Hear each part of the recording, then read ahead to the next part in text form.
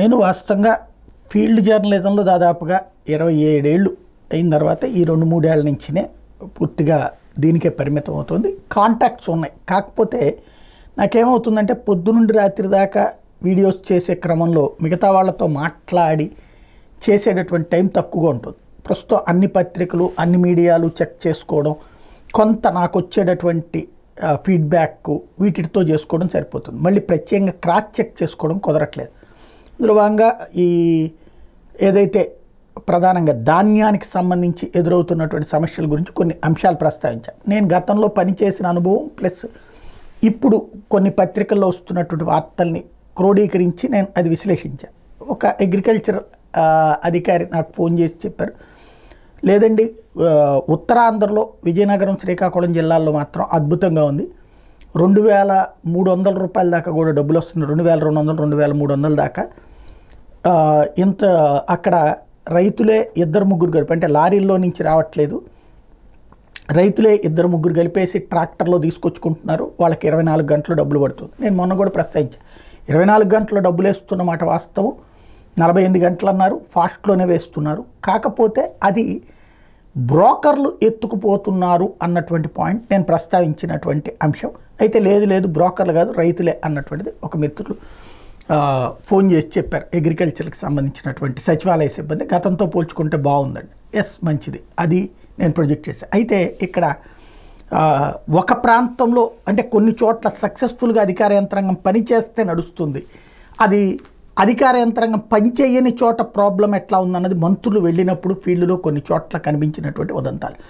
ఇవాళ అంటే నాకు ఒక కన్ఫ్యూజన్ వచ్చింది, ఏంటి మంత్రుల దగ్గర ఇట్లా అడుగుతున్నారు, తర్వాత ఇట్లాగ బయట వస్తుంది, కానీ ఇలా చెప్తున్నారు, నేనే ఏమన్నా పొరపాటు పడ్డాను అన్నాడు. అయితే ఇవాళ ఈనాడు వార్త చూశాక నేను పొరపాటు పడ్డం కాదు, నాకు ఫీడ్బ్యాక్ ఇచ్చినటువంటి ఆయన పొరపాటు పడ్డం, లేదా వాళ్ళ ఏరియా వరకు ఏమన్నా బాగుండి ఉండాలి అన్నటువంటిది వచ్చింది. ఇందులో రాష్ట్రంలో వరి సాగు ఉత్పత్తి ఏటికేడు తగ్గుతున్నాయి.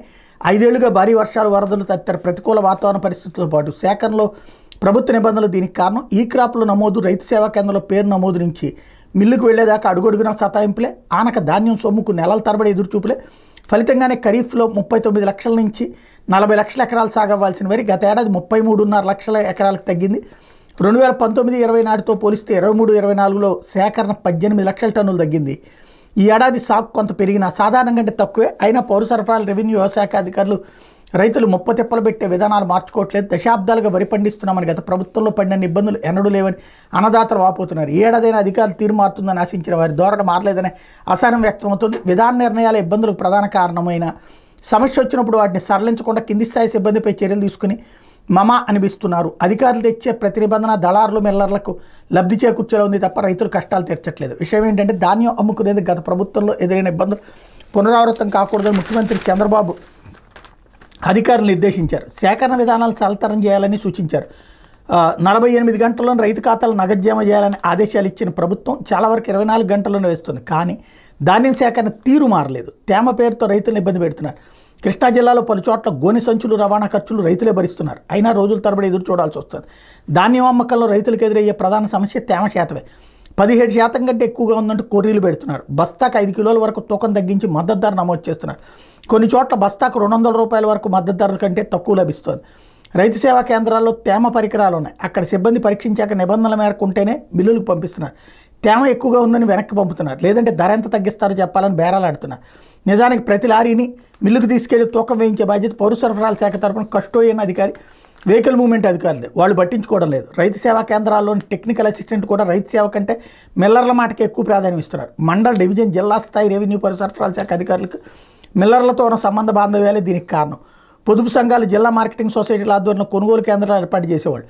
రైతులు నేరుగా ధాన్యాన్ని అక్కడికి తీసుకెళ్లి విక్రయించేవాళ్ళు. మిల్లర్లు అక్కడే ఉంటారు కాబట్టి ధాన్యాన్ని చూసి కొనుగోలు చేసేవారు. ప్రభుత్వం అక్కడి నుంచి ధాన్యాన్ని మిల్లుకు తీసుకెళ్లే ఆ వెంటనే డబ్బు జమ చేసేవాళ్ళు.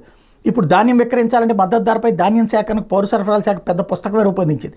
ఈ పంట నమోదు నుంచి రైతు సేవా కేంద్రంలో నమోదు, కూపన్ తీసుకోవడం, లోడింగ్ చేయించుకుని తీసుకెళ్లడం వరకు అన్నీ దాటితేనే మిల్లుకు ధాన్యం చేరి రైతుకు రసీదు వస్తుంది. అది తేమ నిబంధనల కంటే తక్కువగా ఉండి 125% నాణ్యమైన ధాన్యం అయితేనే తేడా వస్తే ధరలో కోతలే. ఇందుకు వ్యవసాయ సహాయకుల నుంచి టెక్నికల్ అసిస్టెంట్, కస్టోడియన్ అధికారులు, వెహికల్ మూవ్మెంట్ అధికారి సహా ఎంతో పాత్రదారులు ఉన్నారు. అయినా రైతుకు తిప్పలు తప్పడం లేదు. అంతిమంగా మిల్లర్లు చెప్పిందే ధర. వాళ్ళు వేసిందో తూకం అవుతుంది. గత 5 ఏళ్లతో పాటు ఇప్పుడు అదే పరిస్థితి కొనసాగుతుంది. ప్రభుత్వం వీటన్నిటిని సడలించి 2019 ముందు నాటి సరళీకృత విధానాలు అమలు చేయాలని రైతులు కోరుతున్నారు. సిబ్బంది పొలానికి వచ్చి ధాన్యం బస్తాలు నింపి తూకం వేయించుకుని రసీదు ఇచ్చి మిల్లుకే చేరుస్తారు కదా, రైతుకి ఏంటి ఇబ్బంది అన్నట్టుంది కదా. నిజానికి ఇవన్నీ పత్రాల్లోనే. ఈ క్రాప్ తేమ లోడింగ్ గోతాలు మిల్లుకి తీసుకెళ్లడం వరకు ప్రతి దశలోనూ రైతుకు ఇబ్బందులే. వేబ్రిడ్జ్లో తూకం వేయించాక మిల్లుకు చేరకముందే రసీదు ఇస్తారని నిబంధనలో ఉంది. కానీ మిల్లుకు చేరాక మిల్లర్లు అంగీకరిస్తేనే రసీదు తయారు చేసిస్తారు, లేదంటే వెనక్కి పంపేస్తారు. ఇది అయితే నా అంచనా కరెక్టే. నేను అవగాహన చేసుకున్నటువంటి విషయాలు మొత్తాన్ని సమీక్షించి నేను చెప్పినటువంటిది కరెక్టే అన్నది ఈ వార్త చూశాక అర్థమైంది.